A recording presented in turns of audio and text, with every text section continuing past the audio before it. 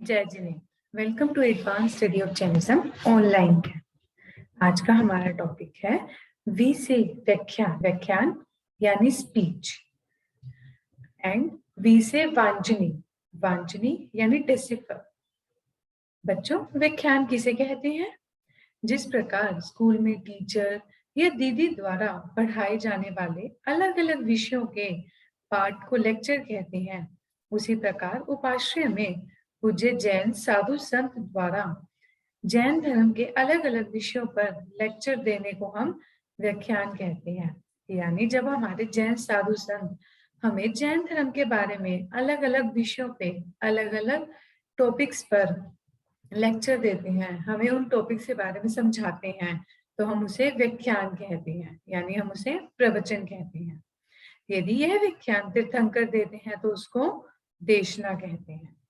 व्याख्यान की भाषा सादा और सरल होती है, यानी जो व्याख्यान होता है, जो प्रवचन होता है, उसकी जो भाषा होती है, लैंग्वेज होती है, वो बहुत इजी होती है और बहुत सिंपल होती है, उसे कोई भी समझ सकता है।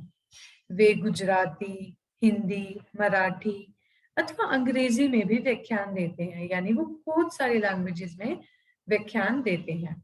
व्याख्यान में वे कई कहानियां तथा छोटे छोटे रूपक या दृष्टांत सुनाते हैं। व्याख्यान में मुख्यतः जैन धर्म की कथाओं का समावेश होता है। व्याख्यान में धर्म कथा को सुनकर हमको भी धर्म करने का मन होता है। जब हम धर्म की बातें सुनते हैं तो हमारे अंदर भी होता है कि हम धर्म करें। धर्म करने से जिन महापुरुषों को अपने जीवन में जो फायदा हुआ, उसको जानकर हमें भी उनके समान धर्म करने की प्रेरणा मिलती है। जब हम प्रवचन सुनते हैं, उसमें हम सुनते हैं कि कई महापुरुषों ने अपने जीवन में धर्म करके बहुत फायदा करा है, तो हमें भी मोटिवेशन मिलती है कि हम धर्म से रिलेटेड कार्य करें।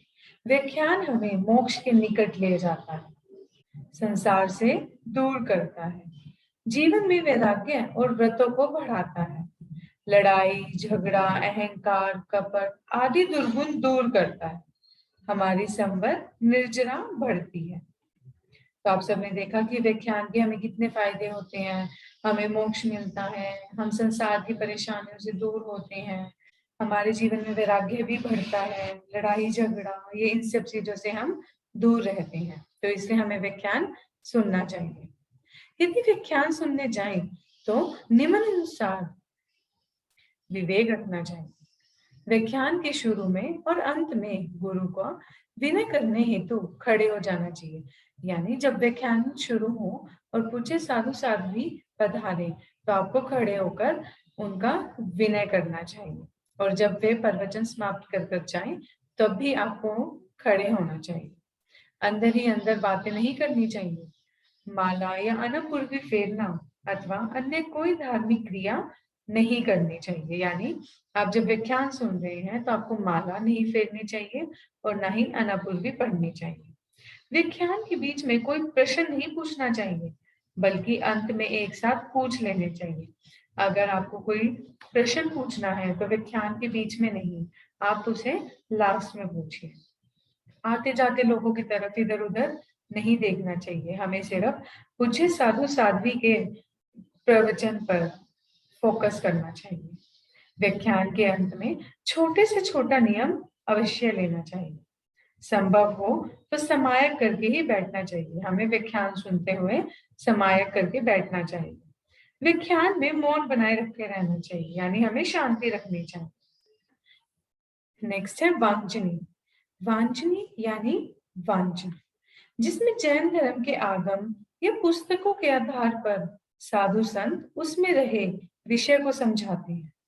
जो विषय व्याख्यान में कहे जाते हैं उसके अधिक विस्तार से गहराई से समझाने को ही वांछनी कहते हैं। यानी जो व्याख्यान में विषय सुनाए जाते हैं उसको और डीप में समझाने को वांछनी कहती है।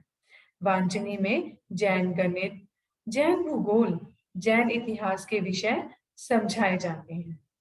वांछनी एक व्यक्ति अथवा अनेक व्यक्तियों को दी जाती है। ये एक सिंगल पर्सन को भी दी जा सकती है और ग्रुप ऑफ पर्सन्स को भी। वांछनी शुरू होने से पहले और अंत होने के बाद पूज्य गुरु भगवंतों का विनय करने हेतु वंदना जरूर करनी चाहिए। हमें उन्हें तिखुतों के पाठ से 3 बार वंदना अवश्य करनी चाहिए।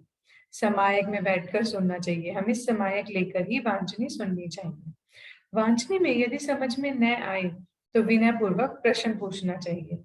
आप व्याख्यान में प्रश्न नहीं पूछ सकते, पर वांछनी में आप प्रश्न पूछ सकते हैं।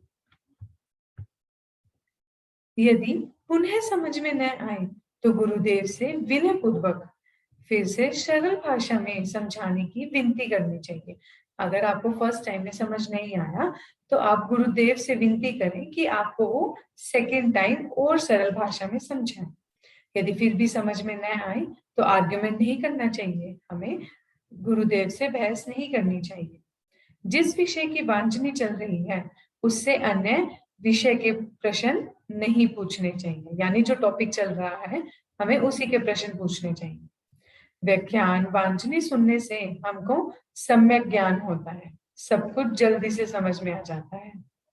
भगवान ने कहा है कि श्रवण सुनने से ज्ञान होता है, ज्ञान से विज्ञान यानी विशेष ज्ञान होता है, विज्ञान से पुराने कर्म दूर होते हैं, अंत में केवल ज्ञान होता है। इसके लिए अधिक से अधिक व्याख्यान वांछनी सुनने का रस जगाना चाहिए। ठीक है, आप सब भी व्याख्यान और वांछनी सुनने का इंटरेस्ट बनाएं।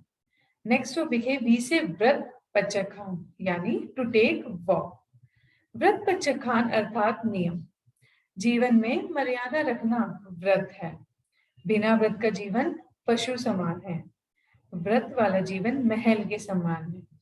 जीवन की ब्यूटी है। असंख्य देव व्रत लेने की इच्छा रखते हैं। व्रत पचखान भगवान के शासन का एंट्री पास है। यानी अगर आप व्रत करते हैं तो आपका जीवन महल के समान हो जाता है, पशु के समान नहीं रहता। जीवन की ब्यूटी है, यानी आपके जीवन में निखार लाता है, आपका जीवन और सुखी बनाता है। भगवान जब तीर्थ की स्थापना करते हैं तो उसकी शुरुआत कहाँ से होती है? पचखान से। भगवान महावीर के धर्म की शुरुआत पचखान से होती है। पचखान एक ऐसा पारस मणि है जो लोहे को सोना बना देता है। इसमें व्रत नियम लेने वाला कोई भी प्राणी हो वो सुखी बन जाता है। घर में जितने लोग रहते हैं क्या वे सभी सांस लेते हैं? हाँ, सांस तो सभी लेते हैं। क्या वे सभी चाय दूध पीते हैं? हाँ, चाय दूध भी सब पीते हैं।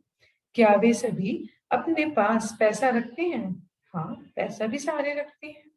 यदि घर में कोई सांस के बिना नहीं है, कोई पैसे के बिना नहीं है, तो पचखान के बिना कैसे हो सकता है? पचखान के कारण ही भगवान का शासन लंबे टाइम 21,000 वर्ष तक चलेगा। यदि आज हमको पचखान अच्छा नहीं लगा, संयम और तप अच्छा नहीं लगा, समायक प्रतिकर्मण अच्छा नहीं लगा, रजोहरण और मनोरथ अच्छा नहीं लगा, तो संसार जाल में फंस कर हम जन्म मरण के दुख को ही भोगते रहेंगे। यानी अगर हम पचखान नहीं लेंगे तो हम संसार के दुखों को ही भोगते रह जाएंगे। इसलिए हमें एक पचखान तो अवश्य लेना ही चाहिए।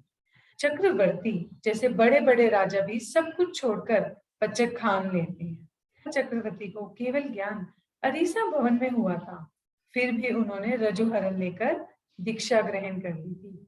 राजा की रानियों ने भी अपने श्रेष्ठ कपड़ों का परित्याग कर साध्वी के वस्त्रों का स्वीकार किया था। यानी उन्होंने साधु साध्वी बनने का पचखान लिया था। डाकू और चोर भी अपने धंधों को छोड़कर जीव दया का पालन करने लगे, जीवों की हत्या ना हो यह सब देखने लगे। बड़ी बड़ी रानियों ने भी अपने आभूषणों का परित्याग किया। हमें प्रेम से प्रतिक्रमण करना है, जीव दया का पालन करना है, पाप को मिटाने हेतु पचखान लेना है, क्योंकि जैन धर्म हमको दूसरे जीवों को मारना नहीं सिखाता, उनकी रक्षा करना सिखाता है। दया करना, क्षमा करना तथा सहन करना सिखाता है। इस कारण जैन धर्म पचखान का महत्व बताता है। हमारा जैन धर्म हमें दया करना सिखाता है, क्षमा करना यानी माफी मांगना और माफ करना सिखाता है, तथा सहन करना यानी टॉलरेट करना सिखाता है। अतः पचखान से प्रेम करो, आराधना बढ़ाओ, संयम लेने के भाव रखो, श्रावक बनने के भाव रखो। समायक, प्रतिकर्मन और पचखान ही जैन धर्म की दौलत है।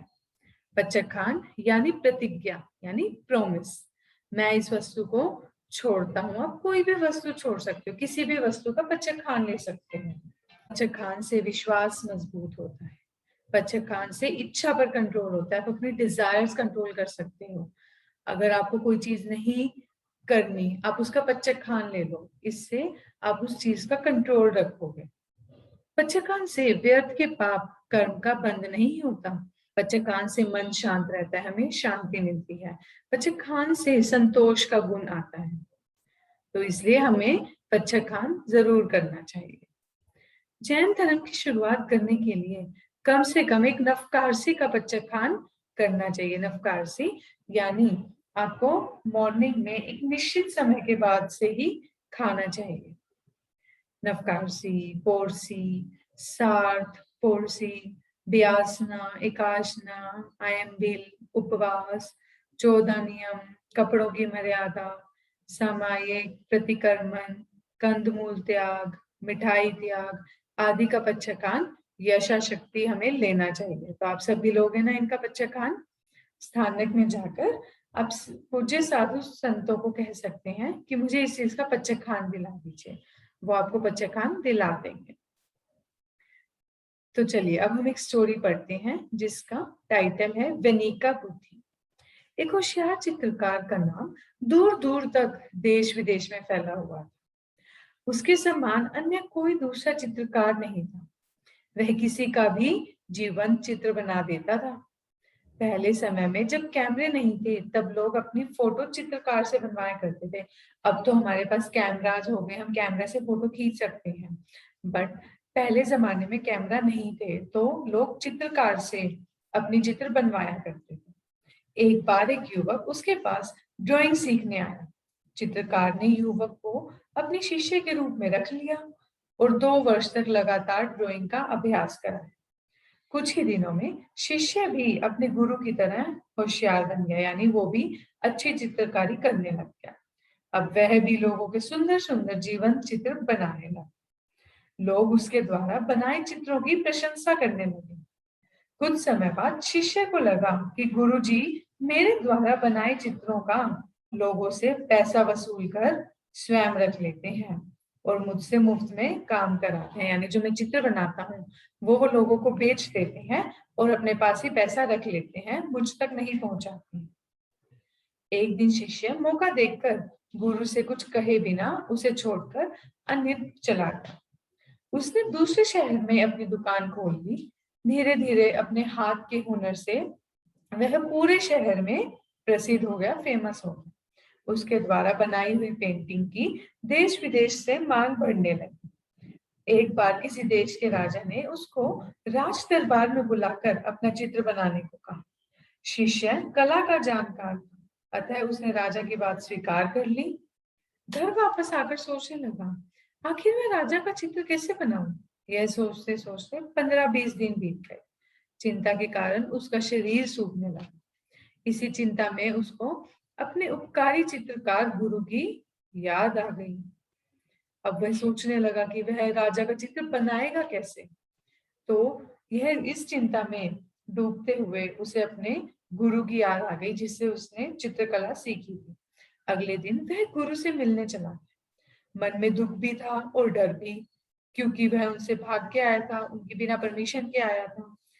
क्या गुरु मुझे स्वीकारेंगे, मार्गदर्शन देंगे, यानी क्या वो मुझे सिखाएंगे कि मैं राजा की चित्र कैसे बनाऊं? लेकिन गुरु उदार हृदय वाला था। शिष्य को घर आंगन में देखकर गुरु उत्साहित हो गए, वो बहुत हैप्पी हो गए। उन्होंने उसके साथ सुख दुख की बातें की और बहुत सी बातें पूछी, यानी वो बहुत देर तक बातें करते रहे। गुरु ने कहा, तूने यहाँ से जाने में बहुत जल्दबाजी कर दी, अभी तुझको बहुत कुछ सीखना बाकी था। चलो कोई बात नहीं, लेकिन तेरे नाम को सुनकर मुझे गर्व और आनंद होता है, यानी प्राउड फील होता है और मुझे प्रशंसा होती है, मुझे खुशी होती है। परंतु मुझे ऐसा लगता है कि तेरे चेहरे पर चिंता और उदासी छाई हुई है। आखिर इसका क्या कारण है? अब गुरु समझ गए थे कि उसका शिष्य परेशान है, तो वह पूछते कि इसका कारण क्या है। तो शिष्य ने राजा का चित्र बनाने वाली बात अपने गुरु को बताई। परेशानी यह थी कि राजा एक आंख से काना था। गुरु ने कहा, बस इतनी छोटी सी बात, जा तू राजा का शिकार करते हुए चित्र बना दे। चित्र में राजा हाथ में धनुष बांध लिए है। ऐसा बनाना, क्योंकि धनुष से निशाना लगाते समय एक आंख हमें बंद करनी पड़ती है। अब गुरु ने अपने शिष्य को उपाय दे दिया कि राजा की एक आंख कानी है, तो इसलिए तुम राजा की तस्वीर बनाना जिसमें राजा हाथ में धनुष लिए होगा। इससे चित्र सुंदर लगेगा और राजा काना है यह बात भी छुपी रह जाएगी, क्योंकि जब हम धनुष से निशाना लगाते हैं तो हमारी एक आंख बंद होती है। शिष्य गुरु से सहमत हो गया। उसकी आंखें चमक उठी। गुरु के प्रति उसके मन में विनय, सत्कार बढ़ गया, यानी रिस्पेक्ट बढ़ गई अपने गुरु के प्रति। उसने अपनी भूल की माफी मांगी और गुरुजी द्वारा बताए अनुसार चित्र बनाकर राजा के सामने रख दिया। चित्र देखकर राजा बहुत प्रसन्न हो गया और उसे 1,25,00,000 रुपए का इनाम दे दिया। शिष्य इनाम की रकम गुरु को देने आया। गुरु से बहुत आग्रह किया, किंतु गुरु ने इनाम की रकम लेने से मना कर दिया। शिष्य को बहुत शर्म आई। वह मानता था कि गुरु पैसों के लालच में मुझसे काम करवाते हैं। इसके बाद उसने निश्चय किया कि वह आजीवन गुरु के साथ ही काम करेगा।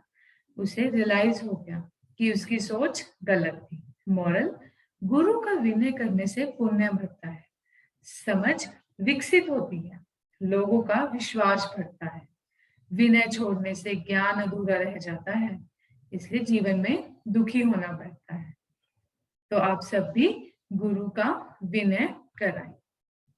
जैसा कि आप इस चित्र में देख रहे हैं, यह राजा एक आंख से काना है और यह चित्रकार ने राजा की जो तस्वीर बनाई है, जो उसकी चित्र बनाई है, वो धनुष पकड़ते हुए दिखाई है और इसके कारण जो राजा है वो प्रसन्न हो गया था। जय जिनेन्द्र।